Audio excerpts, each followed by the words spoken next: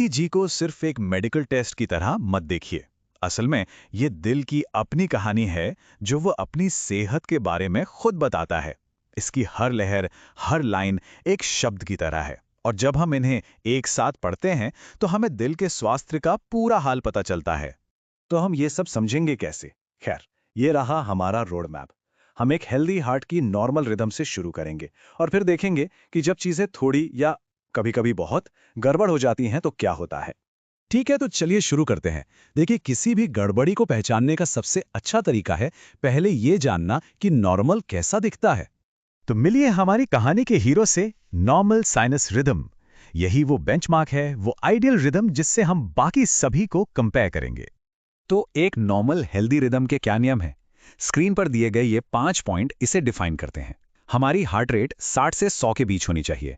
हर धड़कन में एक पी वेव होती है जो ऊपर के चैम्बर्स यानी एट्रिया के सिकुड़ने को दिखाती है। फिर आता है क्यूआरएस कॉम्प्लेक्स जो नीचे के चैम्बर्स यानी वेंट्रिकल से होने वाला पावरफुल कॉन्ट्रैक्शन है। और आखिर में सब कुछ एक स्थिर रेगुलर ताल पर चलता है।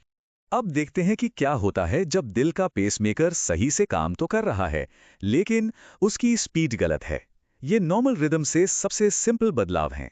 साइनस ब्रैडिकार्डिया में सब कुछ एकदम नॉर्मल साइनस रिदम जैसा ही है, सिवाय एक चीज के। हार्ट रेट 60 बीट्स प्रति मिनट से कम हो जाती है।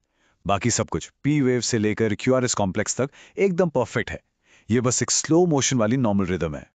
और इसका ठीक उल्टा है साइनस टैकीकार्डिया, जिसमें हार्ट रेट 100 बीट्स प्रति मिनट से ऊपर चले जाती है, जबकि बाकी सब कुछ बिल्कुल नॉर्मल रहता है। ये एक फास्ट फॉरवर्ड वाली नॉर्मल रिदम है। लेकिन तेज का एक और मतलब भी होता है, एसवीटी। यहाँ न सिर्फ स्पीड 150 से ऊपर जाती है, बल्कि पी वेव भी गायब हो जाती है। ये साइनस टैकीकार्डिया से अलग है क्योंकि यहाँ समस्या सिर्फ स्पीड की नहीं है, बल्कि इस बात की भी है कि दिल में इलेक्ट्रिकल सिग्नल आ कहाँ से रहा है। ये एबनॉर्मल पेसमेकर से नहीं आ रहा है। तो हमने सिंपल स्पीड प्रॉब्लम्स तो देख ली। अब चलिए एक कदम और आगे बढ़ते हैं। उस सिचुएशन में जब दिल के ऊपरी चेंबर्स में पूरी तरह से कंफ्यूजन फैल जाता है।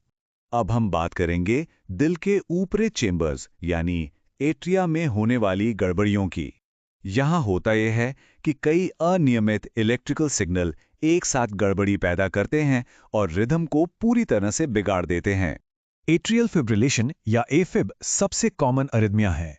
इसे ऐसे समझिए जैसे एट्रिया में बिजली का एक तूफान आ गया है, जिससे वो ठीक से कॉन्ट्रैक्ट करने के बजाय सिर्फ फड़फड़ाते हैं। ईसीजी पर इसका मतलब है कोई साफ पी वेव नहीं और एक अनियमित रिदम। अच्छा, अब जो स्लाइड है उसकी एक बहुत ही दिलचस्प विजुअल पहचान है। एफिब के बाद आता है एट्रियल फ्लटर, जिसे ईसीजी पर इसके खास सॉ टूथ यानी आरी के दांतों जैसे पैटर्न एक ही तेज इलेक्ट्रिकल सर्किट के कारण होता है। ऊपर के चैम्बर्स की गड़बड़ी गंभीर हो सकती है, लेकिन जब समस्या नीचे के चैम्बर्स यानी वेंट्रिकल्स में पहुंचती है तो मामला और भी ज्यादा सीरियस हो जाता है। अब हम वेंट्रिकल्स की बात करेंगे।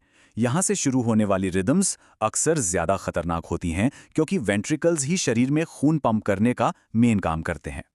वेंट्रिकल्स की परेशानियों को हम गंभीरता के बढ़ते हुए क्रम में देख सकते हैं। ये एक अकेली एक्स्ट्रा बीट यानी पीवीसी से शुरू हो सकती है, जो अक्सर नुकसानदेह नहीं होती। फिर ये वेंट्रिकुलर टैकीकार्डिया यानी वीटैक में बदल सकती है और आखिर में वेंट्रिकुलर फाइब्रिलेशन यानी V5 तक पहुंच सकती है, जो एक जानलेवा इमरजेंसी है। तो सबसे जरूरी बात, वीफिब का मतलब है कि वेंट्रिकल्स में ऑर्गेनाइज्ड इलेक्ट्रिकल एक्टिविटी पूरी तरह से खत्म हो चुकी है। दिल पंप नहीं कर रहा है, बस कांप रहा है।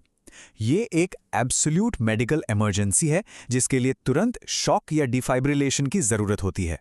हमारी आखिरी कैटेगरी उन प्रॉब्लम्स को देखती है जहां या तो सिग्नल के रास्ते में कोई रुकावट है, जिसे ब्लॉक कहते हैं, या फिर दिल की मांसपेशी को ही डैमेज हुआ है, जैसा कि हार्ट अटैक में होता है। एवी ब्लॉक या हार्ट ब्लॉक कई तरह के होते हैं और ये टेबल उनके बीच का फर्क साफ साफ दिखाती है। फर्स्ट डिग्री में देखिए, ये बस सिग्नल में एक मामूली सी देरी है, लेकिन फिर सेकेंड डिग्री में कुछ बीट्स असल में ड्रॉप हो जाती हैं और सबसे गंभीर थर्ड डिग्री में ऊपर और नीचे के चैम्बर्स के बीच का कम्युनिकेशन पूरी तरह से टूट जाता है। वो अब एक दूसरे से बात ही नहीं कर रहे हैं। बंडल ब्रांच ब्लॉक में सिग्नल दिल के निचले हिस्सों में धीमा हो जाता है, जिससे क्यूआरएस कॉम्प्लेक्स चौड़ा दिखता है। हम V1 और V6 नाम की खास ECG लीड्स में W और M पैटर्न देकर इन दोनों में फर्क कर सकते हैं। ये लीड्स हमें दिल को अलग-अलग एंगल से देखने में मदद करती हैं। जब ECG पर ST सेगमेंट अपनी बेसलाइन से ऊपर उठा हुआ दिखे, तो ये एक क्लासिक साइन है कि दिल की मांसपेशी को चोट पहुंच रही है, यानी हार्ट अटैक हो रहा है। ये ECG की सबसे जरूरी फाइंडिंग्स में से एक है। और आखिर में एसिस्टोल, जिसे आमतौर पर फ्लैट लाइन कहा जाता है, ये वीफिब जैसी खतरनाक रिदम का आखिरी नतीजा हो सकता है, जो सभी इलेक्ट्रिकल और मैकेनिकल एक्टिविटी के खत्म होने का सिग्नल है। आखिर में हर ECG एक कहानी है, सेहत की, बीमारी की और कभी-कभी जान बचाने की जरूरत की। इन टेढ़ी-मेढ़ी लाइनों को पढ़ना सीखने से हमें उस कहानी को समझने की ताकत मिलती है। तो आखिरी सवाल हमेशा यही रहता है, ये खास दिल क्या कहानी बता रहा है?